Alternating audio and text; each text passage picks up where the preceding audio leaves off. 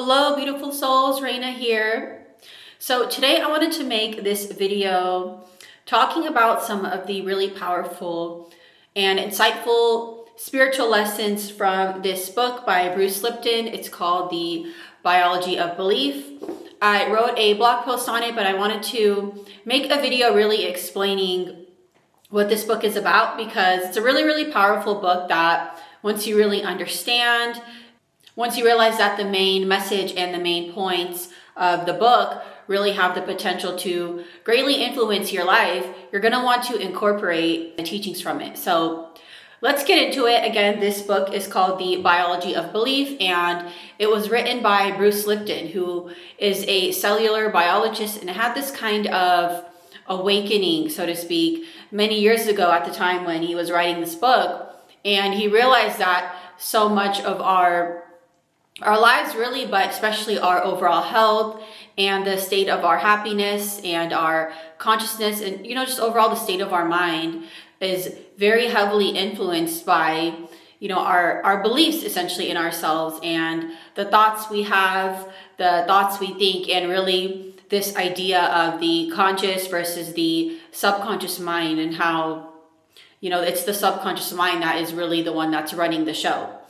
So overall, these lessons have the power and the potential to really change the way we think about life and think about ourselves, and in turn, really benefit our lives and our overall progress in terms of our personal development and especially our spiritual growth.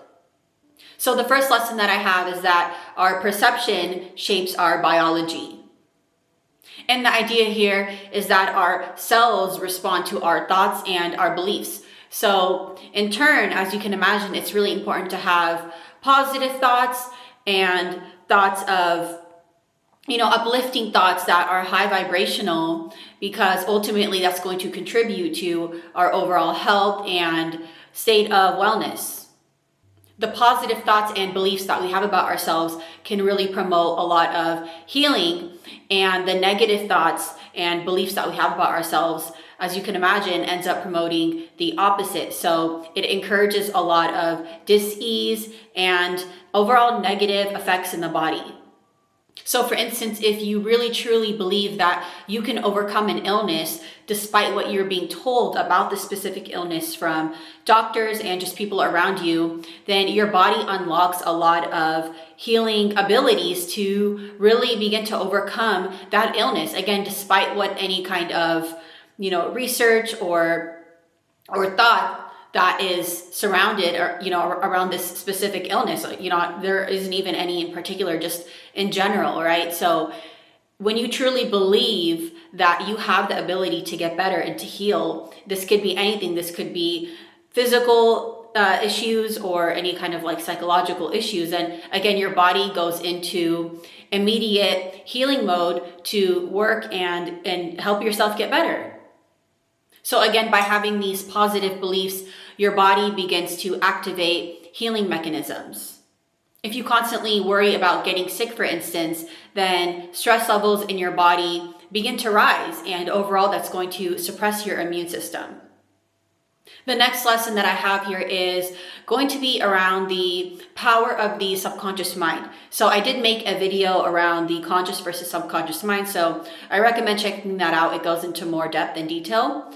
But essentially, it's this idea that, it's incredibly important to understand how powerful the subconscious mind can really be and how it really influences something like over 90% of our overall thoughts and emotions, right? It kind of runs our life. And when we're in that autopilot mode, just kind of reacting to things and not really being essentially conscious of our day-to-day life, then that's how we know that that's the subconscious mind that's really, in overdrive. And it's just important to understand that difference because it's become so unconscious for so many people, not realizing that they're in that mode. And it can be, if you've been in that space for so long, it can be hard to reprogram the subconscious mind. So it's this idea of the conscious versus subconscious mind and really understanding the difference. And when you understand the difference and learn how to live more consciously from the conscious mind, then we're really able to kind of basically take back control of our lives in a way. And he actually talks a lot about how the ages of 0 to 7, for instance, when we're growing up and in that time period of basically since we're born to the age of 7, that's an incredibly fundamental time period, and the years that our subconscious kind of programming really begins to take root. So it's really important if you have a child to really raise them in a conscious way, because any beliefs and thoughts that they essentially download during those years really end up influencing the beliefs and thoughts that they have throughout the rest of their lives. So again, it's really important to work on reprogramming any negative subconscious beliefs that you might have about yourself. And there are many tools and methods that you can utilize to do that. The next lesson is going to be that of environment over genes. So the idea here is that our environment plays a more significant role in determining the state of our overall health than genes do. Our surroundings really influence our gene expression. So again, it's really important to put ourselves in environments that are really positive and uplifting, because ultimately our health is going to mirror that back to us. So putting yourselves in so-called toxic or negative or low vibrational environments, again, is going to contribute to overall poor health. And positive, uplifting environments like being in nature and being around people you love, and just overall being in positive, enriching, and nurturing environments is going to create that kind of positive state of health. And similar to that is this concept that our beliefs can override DNA. So he talks about how we are not victims of our genetic makeup. And instead, we have the ability, again, to really promote a positive life and positive health and a positive world for ourselves by really believing that we have the ability to do so. So we have the power to change our biological responses purely through our beliefs. Some of the other lessons are the impact of stress on health. So he talks a lot about how so many problems that people face a lot of the time are because they are so stressed out, right? Like so many of us know that stress is so bad for the body, and at the same time, it's like we don't really take steps to de-stress and live a stress-free life. I know sometimes it's easier said than done, but again, it's this really important understanding of how stress alone is really what is impacting our health, right?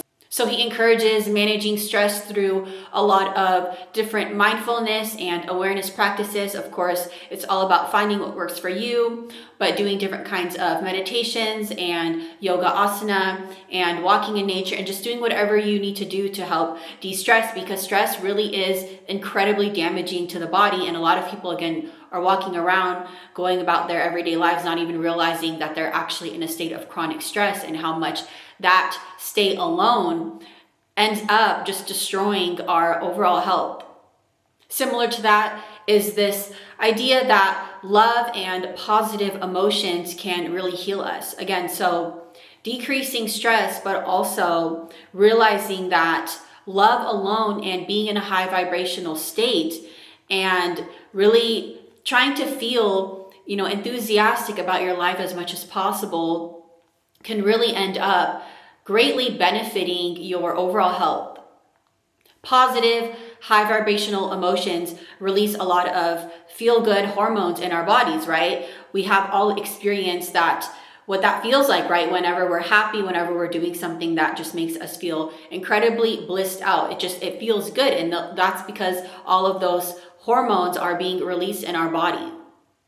So engaging in activities that uplift you and bring you a tremendous amount of joy is really important. And I actually talk a lot about this idea and this framework in my A New Earth video if you want to check that out.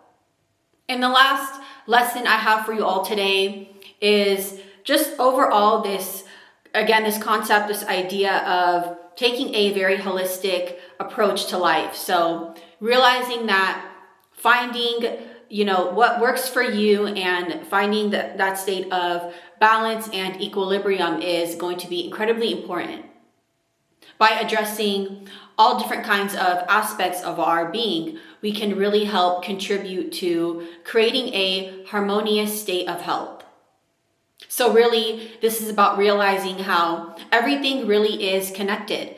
Not just everything externally, of course, but everything within ourselves is connected. Our physical, mental, and spiritual health is all connected. So eating a nutritious diet, getting adequate exercise and movement, spending time in nature, spending time with people that you love, laughing, being around, pets or animals or anything that you love to do is again going to contribute to your overall health. Being as present as possible and developing a spiritual practice that really works for you is again incredibly important. So those were just some of the lessons that I had for you all in today's video. I have a lot more lessons from this book over on my blog, but let me know what you guys think and let me know if you've read this book, what you think about this book. I'd love to know. Otherwise, I hope you all have a beautiful day. I hope this video was insightful and we will talk soon. Bye.